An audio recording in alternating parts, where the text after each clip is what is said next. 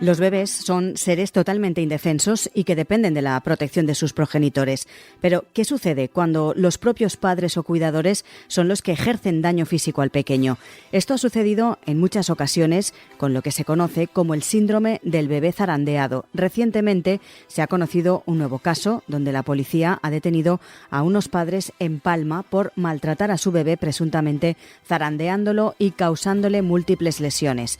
Normalmente esto pasa cuando los progenitores no saben cómo reaccionar ante un continuo llanto que causa frustración y enfado, aunque también puede venir causado por un intento de reanimación ante una situación donde el cuidador piensa que el recién nacido está en peligro.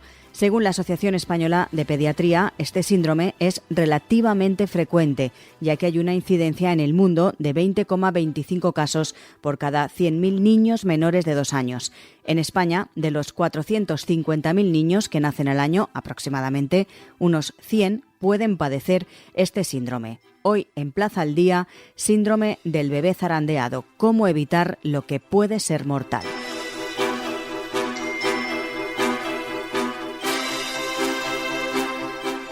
Saludamos al doctor Valero Sebastián Barberán, es portavoz del Comité de Promoción de la Salud de la Asociación Española de Pediatría. Doctor, muy buenas. Hola, ¿qué tal? Vamos a empezar por explicar qué es exactamente el síndrome del bebé zarandeado y cómo se diagnostica. Como su nombre indica, es un zarandeo que se produce a un lactante generalmente pequeño, porque hay que entender que los lactantes son los que tienen poco sostén cefálico, es decir, que su cuello no sostiene perfectamente la cabeza, tienen un cuellocito muy corto y con una musculatura poco desarrollada.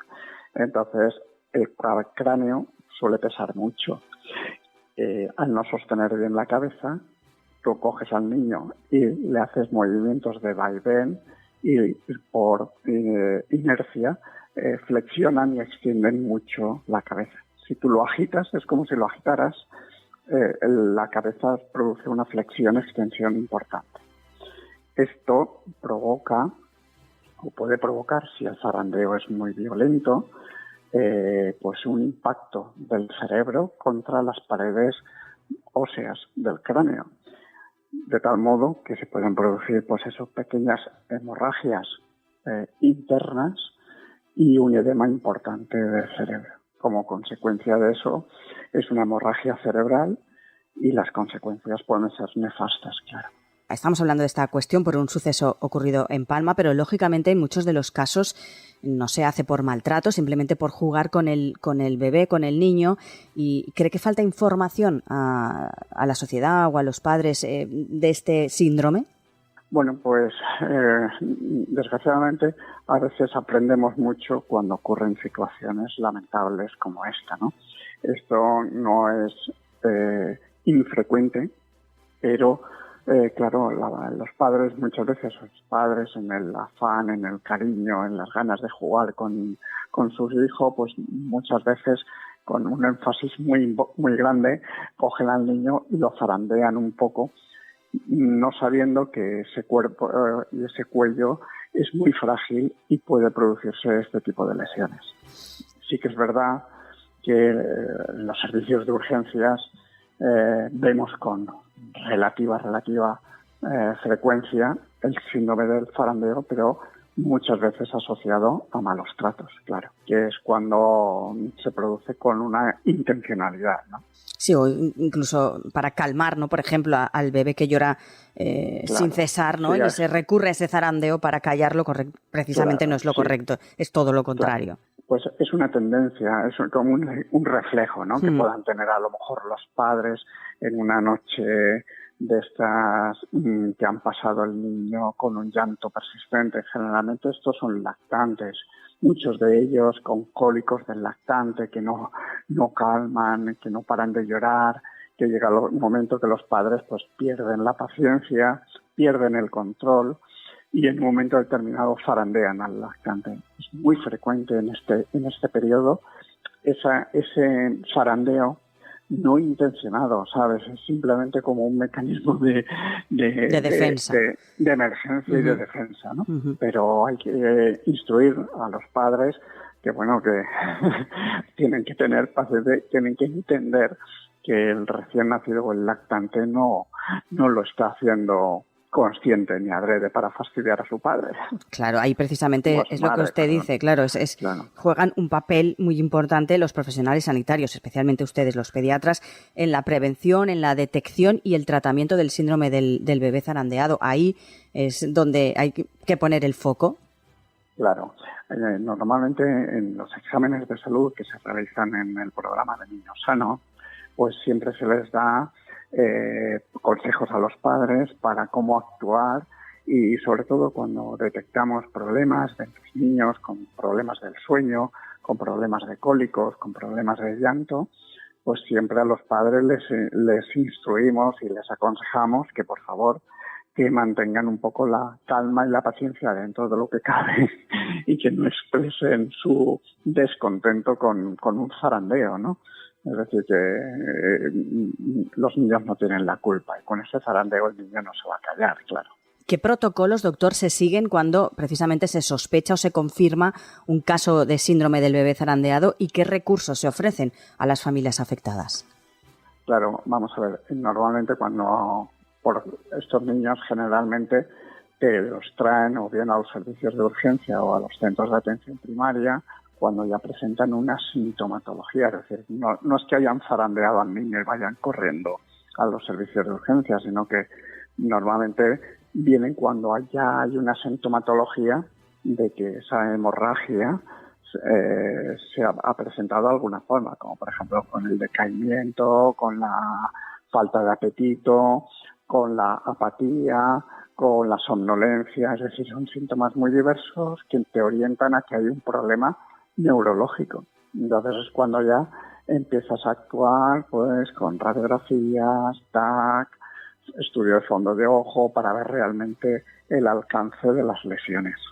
Y a continuación, cuando ya hay una confirmación de que hay una hemorragia cerebral o que ha habido lesiones cerebrales, pues activas el protocolo de sospecha de malos tratos y activas a los servicios sociales y a la fiscalía para que actúen un poco en consecuencia, claro, hasta que se determine realmente si ha habido negligencia o ha habido malos tratos, claro. ¿Cree, doctor, que todavía existen mitos o falsas creencias sobre este síndrome del bebé zarandeado?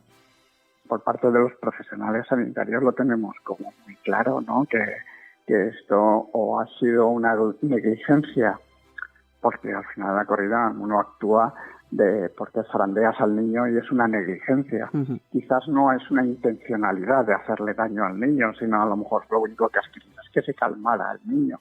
No lo hacías por hacerle daño. Eso es negligencia. Ahora bien, cuando tu intencionalidad es hacerle daño, eso es maltrato. ¿Qué medidas se podrían tomar o se pueden tomar para educar a los padres y cuidadores sobre los riesgos que conlleva el síndrome del bebé zarandeado? Como hemos dicho siempre, los bebés y los niños no llegan con un manual debajo del brazo, ¿no? Hay que aprender en el día a día. Pero en este tema en cuestión, que además pues llama mucho la atención cuando ocurre un suceso como el que estamos comentando, claro, de Palma. Bueno, pues normalmente lo que hacemos, ¿no? Diariamente con los padres en los exámenes de salud, hablar mucho con ellos, intentar darle consejos de cómo actuar ante situaciones un poco de estrés o situaciones de que ellos no controlen, como es el llanto inconsolable del niño, y sobre todo prevenirles de que son cuerpos que todavía no están completamente desarrollados y que cualquier movimiento extraño puede provocarle una lesión importante. Estamos hablando del niño zarandeado, pero luego también puedes provocarles fracturas, ¿no? Uh-huh. Por ejemplo, porque a lo mejor lo has cogido de malos modos o lo has lanzado, porque también ha habido problemas de niños que en un momento determinado lo puedes lanzar o bien contra la cama o lo puedes lanzar contra cualquier objeto, ¿sabes? Uh-huh. Contundente, como por ejemplo una sillita o un capazo o lo que sea. Entonces, claro, intentamos dar consejos a los padres directamente, primero que conozcan que deben de cuidar con delicadeza a los lactantes porque son cuerpos todavía en desarrollo, ¿vale? Y segundo, pues consejos de cómo actuar en situaciones un poco límite de estrés, ¿no? Como esto es muy típico, los padres más sensibles a esto son los padres con niños con llanto persistente por cólicos, por problemas gastrointestinales o irritabilidad. Por ejemplo, un niño neurológico con una parálisis cerebral o con un problema neurológico que lloran mucho. Entonces, estos padres tienen que gestionar esas situaciones de una forma adecuada. Estamos hablando todo el rato, doctor, de lactantes, pero ¿se puede padecer este síndrome del niño zarandeado más mayor? ¿Hasta qué edad se puede producir?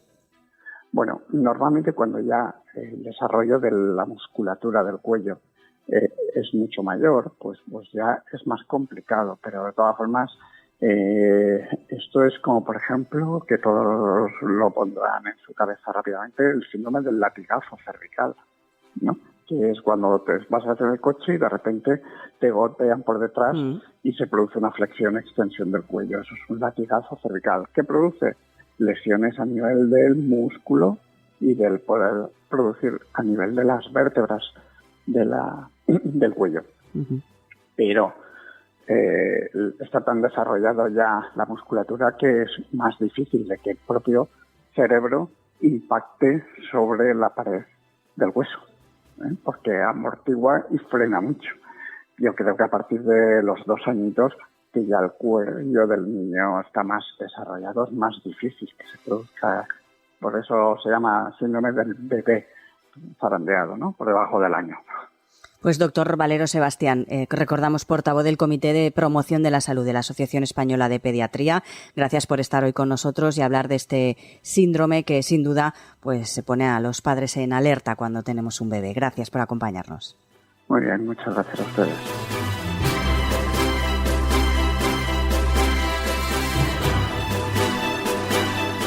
Es importante destacar, lo decía el propio doctor, que el síndrome del bebé zarandeado no siempre es resultado de maltrato intencional, sino que en muchos casos se produce por falta de conocimiento sobre la fragilidad del cuerpo del lactante y la gravedad de las lesiones que pueden provocarse con este tipo de movimientos. Por ello, la labor de los profesionales de la salud, especialmente la de los pediatras, es fundamental en la prevención, detección y tratamiento de este síndrome. Ya saben que pueden escuchar Plaza al Día en plazapodcast.es, también en todas sus redes sociales, en Instagram, en X, en Facebook, en TikTok y en LinkedIn. Además, también lo pueden hacer en todas las cabeceras de Ediciones Plaza y en las principales plataformas de podcast, a las que pueden suscribirse y enviarnos sus comentarios. Además, les recordamos que también tienen a su disposición plazaldía.es. Ahí tienen todos nuestros contenidos a los que fácilmente también se pueden suscribir.